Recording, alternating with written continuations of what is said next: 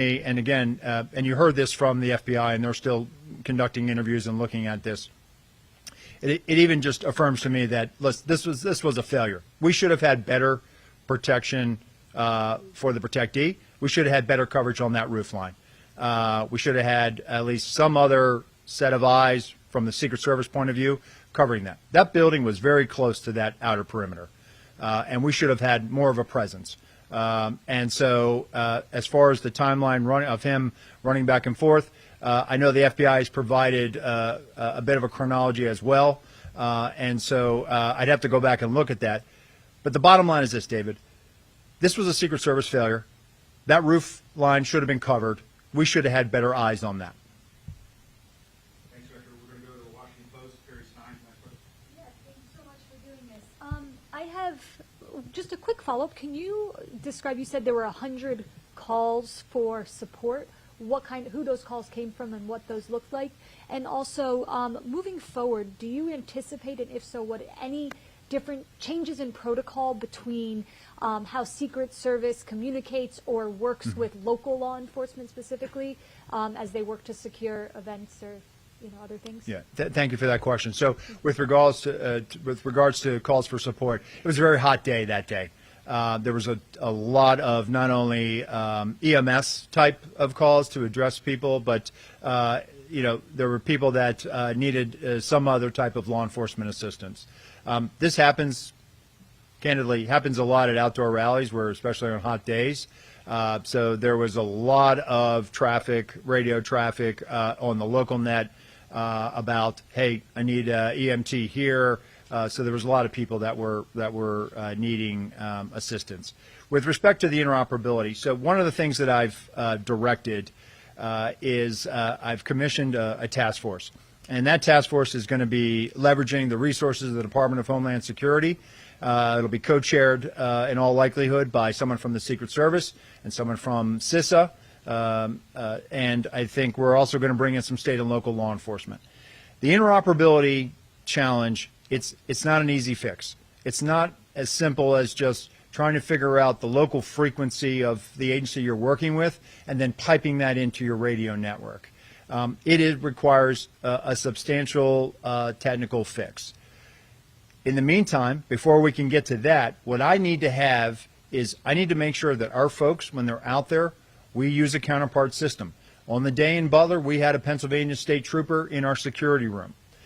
They also had a unified command post that had some of the other agencies that were on site that day. It is plainly obvious to me that we didn't have access to certain information, not by anybody's fault. It just so happened that there was a sense of urgency, that there might have been radio traffic that we missed. We have to do a better job of that. So moving forward, in addition to this task force that we'll provide more information on next week as we begin to stand that up, I've also directed all of our SACs, our special agents in charge of field offices across the country, to reevaluate where we put our security rooms. If a state or local sets up a unified command post, maybe we need to be in that room as well, as opposed to just being in another room and relying on that counterpart system. It was so apparent to me that in this incident, in the final 30 seconds, which has been the focus of what happened before the assailant opened fire, there was clearly radio transmissions that may have happened on that local radio net that we did not have. And so we have to do a better job of co-locating, leveraging that counterpart system, and this is going to drive our operations going forward.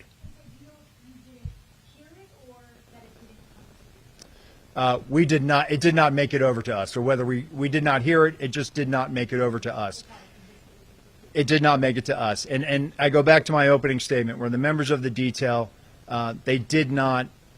All they knew that the issue that the locals were working an issue at the president's 3 o'clock, which would have been off to his right, which is where the shot came from.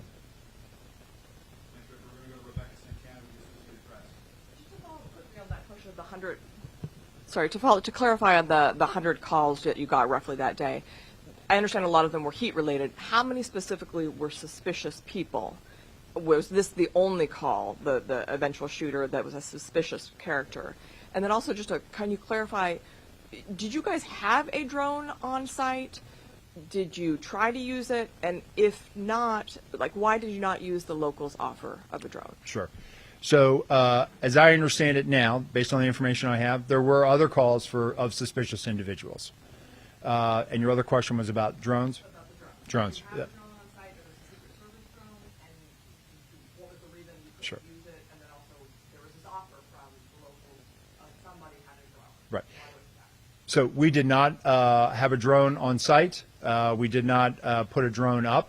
Based on the information I have right now, I am aware that there was a request from a local agency to offer to fly a drone on that day, and that is also part of the mission assurance review that I've asked to get some better insight in. One of the other changes that I implemented when I became the acting director is we are now going to leverage the use of unmanned aerial systems at sites now. So we are putting those assets out, and we should have had better line of sight on some of those high ground concerns. We thought we might have had it covered with the human eye, but clearly we are going to change our approach now, and we are going to leverage technology and put those unmanned aerial systems up. We're going to go to Nicole Skanda with CBS News. Thank you so much for doing this. You mentioned that there were text messages from Butler ESU to U.S. Secret Service counter snipers. I'm curious if that is routine. There were 2 communication channels at the Butler rally, and you referenced earlier this week it appears that information was stuck or siloed at the state and local channel.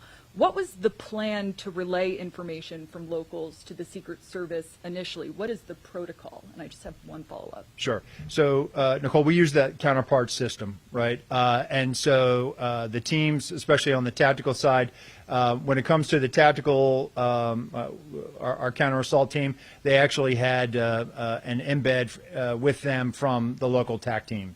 And they had that radio net as well with Pennsylvania State Police. With respect to the counter snipers, they were using cellular or telephone text communications. At this point, moving forward, what I have directed now is that everybody should be using the radio net. And if we don't have the ability to pipe in or leverage that counterpart system, that's one of the things that we're looking at now. We should be able to have direct comms with the people that are supporting us, and that's moving forward. That's what I have directed. So just to clarify, U.S. Secret Service counter snipers did not have radio communications. Not with the local CS folks that were providing a support. They were basically had an area responsibility independent from where our counter snipers were securing. And just a last thing, did the U.S. Secret Service counter sniper teams that arrived on site on July 10th ever relay line of sight concerns? What came of that? And can you confirm that this was the first 2024 campaign event that counter sniper teams were assigned to the former president? Sure. As part of their advance, they identify those line of sight, those high ground concerns, and there's a division of labor. With respect to the whether or not this was the first time, it was. It was the first time Secret Service counter snipers were deployed to support the former president's detail. Go to Eileen Sullivan with the New York Times. Hi, thanks Hi. so much for doing this. I have a question about the review that you did, the picture that you showed in the Senate the other day of the vantage point that the local snipers had. How do you know that that's the window that they were actually posted at? Because they're saying that they're on a completely other side of the building. And related to that, has the Secret Service actually interviewed the snipers that were in the AGR building? So thank you for that. So once the FBI had released the Butler Farm Show site, we were able to take custody of it, and we sent the full resources of our Office of Investigations, which included the Forensic Services Division. We did a full site reconstruction, and this is part of our ongoing mission assurance review. And as part of that, that also included the plotting and also trying to identify where not only our personnel were, but also where state and local law enforcement were. And then the second part of your question was? Well, so, I mean, how did you identify where they were? And have you interviewed the local snipers? So the mission assurance, we're starting with our federal personnel and working out. We will get, if they're willing to be interviewed, we will ask for the local law enforcement on site to be interviewed that day. how we went back and reconstructed that was based on what we had based on the ops plan, and then also based on what our own folks, as they understood it on the day of. Well, but I mean, you talked a lot about how you may not have been as specific as you need to be. So how do you know that they were in that window, that if they looked left, they could have seen something? Yeah. Because they're saying there's no way. They couldn't see any of the roofs from where they were posted at the other side. So I think what we'll do is we'll let the mission assurance play that out, and we'll look forward to interviewing them and definitely getting their side of the story. But what I also want to reiterate is this was a Secret Service failure, and so they should not be blamed. We're not trying to shift blame to anybody, and that's the important takeaway, that we need our state and local partners out there doing this with us every day. Thanks, Director. We're going to go to Peter Thomas at AEC. Director, thank you for taking the time. Just a couple questions, if you could walk us through some things to help us better understand. Have you gotten to the bottom of why there was no one stationed on the roof from a law enforcement perspective, and why there was no one there to secure the building to make sure no one could get up there? Have you gotten any clarity on why those two lapses in security were in place? And I have a couple quick follow-ups. Sure. It's something that, again, having been there the day after I was named the acting director, I wanted to put eyes on and go up there and see it. Yes, sir. And looking at that site, it really, seeing how close that site was to the stage, seeing where it was, it definitely raised a lot of questions in my mind that there should have been physical presence, if not on the roof, that there should have been better security to prevent anyone from getting up on that roof. So moving forward, I've directed our Office of Protective Operations and our Special Operations Division now that when we are up operational and we have counter snipers out there, that we're working with locals, and that they in fact will also be out present. At the very least, the presence of a law enforcement officer can deter a lot of bad activity. Having been a local police officer, I will never know how many crimes I prevented just by being there, just by walking the street and being out there. And so moving forward, one of the things that we want to do is we want to deter people from even thinking about trying to do something like this again. And the only way we can do that is leveraging not only the resources that we have, but the resources of our state and locals, and putting them out there in an overt presence. Two very quick follow-ups. You talked at length at the hearing the other day about the system that did not operate, that could detect drones. Mm-hmm. Can you describe a little bit of how that works? Does that go in the sky itself to detect the drones? And then finally, the interoperability issue. I'm clear in terms of that Secret Service radios were not communicating with the locals, but you had people in the command post, right, who in theory could hear and know some basics of what was going on. Is that am I understanding that correctly?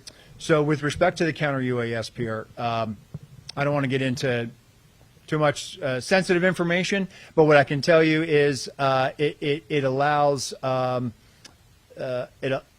asset allows the geolocation to be able to plot where a drone is within a certain distance of how we set up. So think of it as like geofencing, and then being able to pinpoint and detect where that is. And with respect to the agency that was, we had Pennsylvania State Police, but it appears that there was really a big sense of urgency going on, and the state and locals were doing everything they possibly could to try to find the assailant. He had already come to their attention. They were actively trying to find him, and I believe everyone was doing their level best to try to locate him. But there could have been other agencies that were putting out radio transmissions, and this is something that we'll work with the FBI to get further on.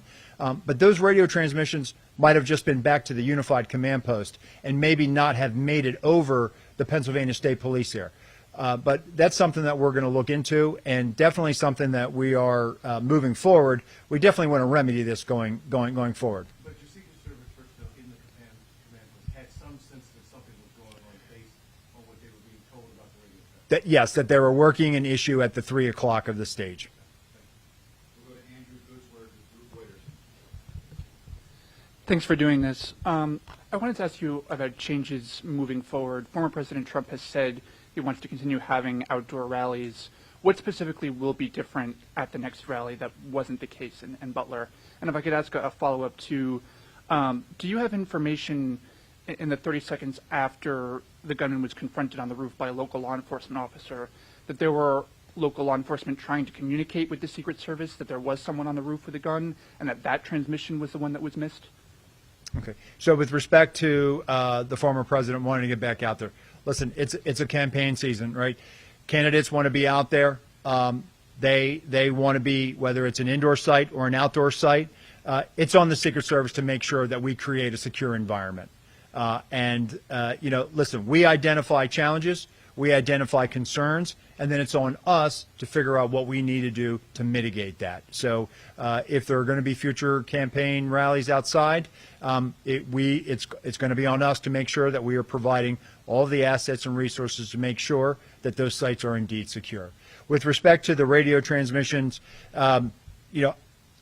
based on what the FBI, my colleague from the FBI testified the other day, and they are working on isolating some of those radio frequencies from the state and locals, that there was somebody who did in fact radio out that they had seen the individual with a weapon. What I can tell you is that piece of information, that vital piece of information, and by no fault of anyone, it was a very stressful situation, it did not make it over.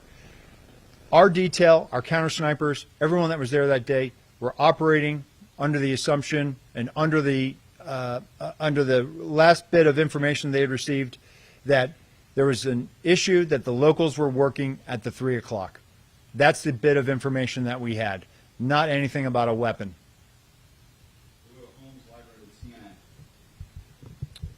I wanted you to address, or if you can, describe the Pittsburgh field office and their level of experience, especially in preparing for events like this, and also have they explained their thinking and how they defined the perimeter that day? Sure. Thanks, Holmes. Our Pittsburgh field office, I don't think there's anybody in the Secret Service who is feeling this more than the men and women of our Pittsburgh field office. And I've met with them. And they are down right now. And so when I've met with them the other day, it was very difficult. It's difficult for them. They feel like they let their colleagues down. They feel like they let the country down. And they are wearing this, and it's open. You can see it. It's an open wound that they are carrying. They are a very experienced office, and what I will say is they are cooperating with the mission assurance. They understand the gravity of this situation, and they are definitely down right now. Now, what if I can, one follow-up. You testified about one of the Secret Service failures was an assumption that day. I'm curious how the Secret Service can even make assumptions regarding protection, because it seems antithetical to the entire protection mission. Yeah. So when I said it's a failure to challenge our assumptions, meaning the assumption that, hey, that's going to be addressed or that's going to be covered by state and local. So earlier this week, I convened a call with all of our special agents in charge of all of our field offices, and I expressed to them, listen, we need our state and local counterparts, but we also have to be very direct, very clear about what our expectations are about what we need from them, whether it's a particular asset, whether it's particular numbers of personnel. We need to be very clear so that they have an understanding of exactly what we need from them. That's on us. We need to be better communicators and articulate exactly what we need to mitigate any challenges, concerns, or anything that we identify during that advanced process. And so I have full confidence in our SACs in the field. I have full confidence in our state and local counterparts that moving forward now, we're not going to have this assumption that, oh, we think that they have it. No, we're going to work together. We're going to have good, hard, fierce conversations about what we're going to do, and then we're going to go out there and we're going to make all of these venues secure moving forward. We'll go to Ryan Barber with the Wall Street Thank you, Acting Director. One thing, for starters, I was hoping you could elaborate a little bit on a portion of the timeline in which you address a communication between the Secret Service detail and personnel at the Pittsburgh field office. It just struck me as a little vague, and I was curious if you could elaborate on what that communication was. So the former president's details, they had an advanced person on the ground who was responsible for the site. The radio transmission goes out about locals working an issue at the 3 o'clock. The member of that detail called their Pittsburgh field office counterpart. Hey, what do you know about this? Right in the middle of that phone conversation, the shots begin firing. So that's the context of it. And sorry if I missed. Could you say how they became aware of the locals working an issue in the first place to even have that conversation with? That was the radio transmission that was put out by our security room. I got it. Okay. Just to follow up, I'm curious about you mentioned that this was the first event where Secret Service counter snipers had been assigned as part of the security for former President Trump. To what extent do you think that factored into what were ultimately shown to be the failures? Just that this was a first time, at least in a while, in his capacity as a former president, that they were there on the site. So the novelty of it. Sorry. Sure. So let me just clarify one thing. This was the first time that Secret Service counter snipers, but the former president at campaign rallies has actually been getting state and local resources. So tactical assets, counter snipers from state and locals. So with respect to why they were there in Butler, listen, we evaluate our threat landscape every day. We calibrate based on that threat. We evaluated a threat stream that we have, and we put our Secret Service counter sniper personnel out there. And looking back, it was very fortunate that we did. But the former president will have counter sniper coverage moving forward, as will the president, the vice president, Senator Vance, and then we'll await the eventual Democratic vice presidential nominee. We are going to put full resources out there to make sure that our campaign cadence now is obviously picked up, and we're going to make sure that we have all the resources out there to address any challenges that we have. We'll go in the front, Julia Ainsley, NBC News. Thank you. As you're doing this review, are you looking at the days leading up to this event and the instructions that you gave to state and local and federal partners? I know in the past there used to be a PowerPoint presentation that was given before events like this, where people who were part of each unit in the Secret Service would stand up, go through the mission, who was assigned to them, what they'd be doing. I understand that did not happen in this case and hasn't been happening for some time prior. Is that something you think was missing here? Is that something you might review and bring back? And do you also think the Secret Service is too reliant on state, local, and federal partners? I mean, you have almost 2,000 HSI agents helping in events coming this fall. That's a third of their workforce, and it takes a lot from state and locals as well. So first, would you bring back the PowerPoint? Do you think there should have been more planning? And are you too reliant on state and local and other partners? Thanks, Julia. So that will be part of the mission assurance, the communications and what was communicated leading up to it.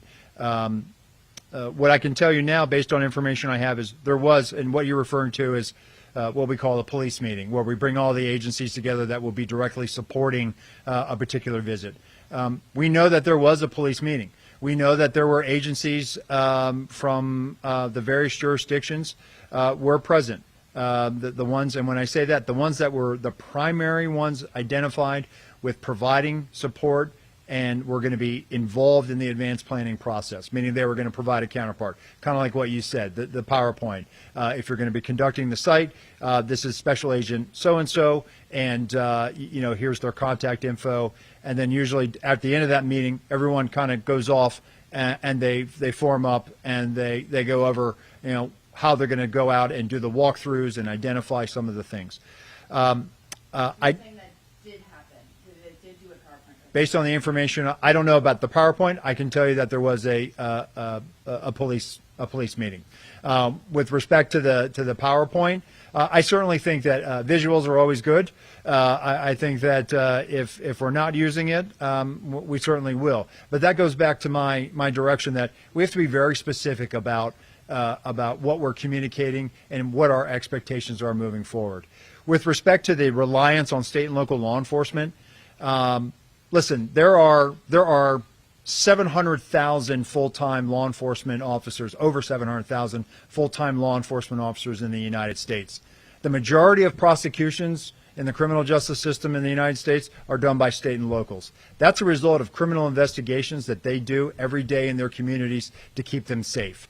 Over 135 officers died last year serving their communities, federal, state, and local. 47 of them died by violent means, gunfire. There's not an over-reliance on them. They're out there every day securing their communities. They know the terrain. They know the people. More importantly, they know the local laws. If you're in a state where it's open carry, we're going to rely on them to enforce local laws. I, as a federal agent, cannot go out there and enforce the laws of the Commonwealth of Pennsylvania. I need those state and local law enforcement officers. So I would push back on that. With respect to leveraging other federal partners, when we were in the Department of Treasury and I was a brand new agent, I would stand post during a campaign year with agents from ATF, IRS criminal investigations. We were all one big happy family. Customs. Customs moved over to DHS just like we did. So we do this every 4 years. We rely on those partners. We use them during national special security events like the Democratic National Convention, the United Nations General Assembly, the presidential inauguration. Those are whole of government security operations, which the Secret Service is the lead planning for, and we're going to bring in partners from across the government. I don't feel that it's an over-reliance. It's something that we have done going back to our days at Treasury, and we're going to continue to do that. We need those partners, and we need those state and local officers. Can I follow up here? Sure. There's just something I didn't understand. When you're talking about that time period where locals understand that this person is a threat, but it's before Secret Service finds out, understand communication issues, were they not standing right next to them, or were they in two separate command centers? So we had our security room, and then they had a unified command post, and we had a Pennsylvania State Police officer representative in our security room. There was no Secret Service agent in the unified? No, there was not. Thank you. Are there typically two separate command centers? That was unique. As I understand it, that's an emergency management model that they use. As I mentioned in that conversation with our special agents in charge in the field, I've directed them, hey, we need to rethink where we put our security room. If the large majority of our partners are in a unified command post or in a different location, we need to probably be there too. And so we have to rethink how we, where we put our security rooms, and we are in fact doing that now moving forward. So let's go to Ellen Gilmer with Bloomberg. We'll do the pool. If there's time for follow-up, we can take it. Thanks so much. Appropriators in Congress this week delayed consideration of DHS's budget for fiscal 25. They want to know more about what Secret Service needs. I know you said Tuesday, obviously every agency head is always going to say they need more resources, but can you be kind of specific about what resource needs there may be, particularly when we're looking at the technology issues, radio transmissions, Sure. the CUAS system? So following this, we have had tremendous support from the Department of Homeland Security and from the Secretary. And we have, in fact, looked at all of these needs. Given this dynamic, high-threat environment that we're operating in order to meet this, we can meet this now. But it is going to require additional investments and resources, and we are having those conversations. We certainly we've had great support not only from the department, but also our appropriations committees, and we are working through kind of what our needs are right now. We will have future conversations about this, and we are appreciative that everyone is really coming together to make sure that we have what we need to meet this high threat. And some senators have started to bring up that whole chestnut of should Secret Service be in DHS. Is that a conversation that you think is productive at this time? Listen, that's not for me to weigh in on, but what I will tell you is, there's also a lot of discussion about why should the Secret Service do criminal investigations. And what I will say is this: we were founded in 1865 as an investigative entity. It's in our DNA. I firmly believe that the best protection agents learn those skills being criminal investigators. You learn how to interact with people. You learn organizational skills. You learn to be analytical. Those are all traits that you need to have when you're on a detail. Moreover, if you look at where we are today, buildings, communities, everything is interconnected. And so we have a particular expertise in cyber and in cybercrime and critical systems protection. And so when you overlay that investigative skill set that we have, it's more than just securing the president or our protectees in a brick and mortar setting. It's also protecting them from things that make them vulnerable due to cyber. And so the only way to learn those skills, to be able to detect, to be able to analyze, to be able to make sure that we are hardening not only cyber systems, but hardening a building that is fed by cyber systems, the only way to gain that experience, that knowledge, is to be able to do criminal investigations. Additionally, it is within our investigative authority to follow up on threats. People make threats to the president and the people we protect every day. We need to have that domestic and international network of field offices to be able to track down those threats. And if necessary, bring those people to justice and present them to a U.S. Attorney's office. So I know there's been a lot of talk. Should we or shouldn't we? Should we do this? Should we be in DHS? The bottom line is this. If you want the Secret Service to continue to be the Secret Service and be effective at what it does, it needs to be doing investigations, and it probably needs to be in the Department of Homeland Security until Congress or others have an opportunity to weigh in. Doctor, for the last question, we're going to go to the pool for those that couldn't be here today. Jake, Just a quick question. There's a report that a whistleblower has alleged that you personally directed cuts to the Counter Surveillance Division, which led to the threat assessments team failing to perform its duties that it typically would before the Butler rally. Is that accurate? Is that allegation accurate? So I've become aware of this. We got a congressional letter on it. What I can tell you is that the Counter Surveillance Division, they do a fantastic job. They have a very specific mission set. A lot of that mission set is here in the National Capital Region, focused on permanent protective sites. But they do go out and they support, when requested, they go out and support former details. I know that there's been allegations that I personally cut or that I denied requests. The Counter Surveillance Division has been out there supporting the former president's detail at some very high-profile events. They continue to provide that support, and they're out there providing support right now. So we're going to respond to the letter that we received, and we'll be sure to make that. I'm sure they will be able to share that response when the committee says it's okay to respond. Is that a no, though? Did you cut funding personally? I did not, no. Did you finally figure out how he got that gun on the roof? Did it fit in the backpack? We're working to determine that. That's something that the FBI is working on. There's a couple of, I don't want to speculate as to exactly how he would have gotten it up there. Director Rowe, the 2024 campaign is heating up. Y'all are adding more and more candidates to your protection list. Can you ensure the protection of those candidates? So we have already trained numerous details to be able to mobilize, to pick up multiple candidates. Most of the presidential campaign activity usually picks up coming out of the conventions. So we are prepared for this. It's just that now we are in such a heightened dynamic environment. We're actually making sure that we are probably putting everything we can to make sure that we don't have a mission failure. It is incumbent upon everyone in the Secret Service. We all understand the gravity of this situation, and we are rising to meet this moment. And we are certainly, as we go into the Democratic National Convention, as we await picking up another candidate with the eventual naming of a vice presidential nominee from the Democratic side, we are going to staff that, and we're going to make sure that we have all the resources and assets necessary to provide that level of protection. Director, thank you. Thank you, everyone.